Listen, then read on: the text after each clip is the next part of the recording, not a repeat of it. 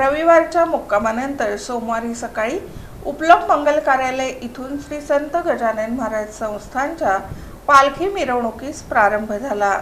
श्री संत गजानन महाराज संस्थानच्या पालखीचे रविवारी सोलापुरात आगमन झाल्यानंतर दिवसभर दर्शनासाठी भाविकांनी मोठी गर्दी केली होती। पहाटेपासूनच पालखीच्या दर्शनासाठी रांगा लावल्या होत्या। टाळ मृदुंगाच्या गजरात आणि गणगण गणात बोतेच्या जयघोषात भाविकांनी पालखीचे दर्शन घेत आध्यात्मिक आनंद अनुभवला। शहरातील विविध सेवाभावी संस्था, सामाजिक संघटना आणि नागरिकांनी व विद्यार्थ्यांनी वारकऱ्यांसाठी पथिक सेवा, महाप्रसाद तसेच पिण्याच्या पाण्याची व्यवस्था करून सेवाभाव जपला। रविवारच्या मुक्कामानंतर सोमवारी सकाळी उपलोक मंगल कार्यालय येथून पालखी मिरवणुकीस प्रारंभ झाला। ही पालखी मोदीस पोलीस चौकी, रेल्वे DRM कार्यालय, जुना एम्प्लॉयमेंट चौक, डफरीन चौक, पार्क चौक, रामलाल चौक, अण्णाभाऊ साठे चौक, रेल्वे स्टेशन, मोदी पोलीस चौकी, रेल्वे ब्रिज, रामवाडी दवाखाना, नागनाथ मंदिर, लक्ष्मी विष्णू साळ आणि मरियाई चौक मार्गे सकाळी 11 वाजण्याच्या सुमारास दमाणी नगर येथे दाखल झाली। दमाणी नगर येथे वारकऱ्यांसाठी दुपारच्या भोजनाची व्यवस्था करण्यात आली। त्यानंतर पालखी तिऱ्हे गावच्या दिशेने मार्गस्थ झाली असून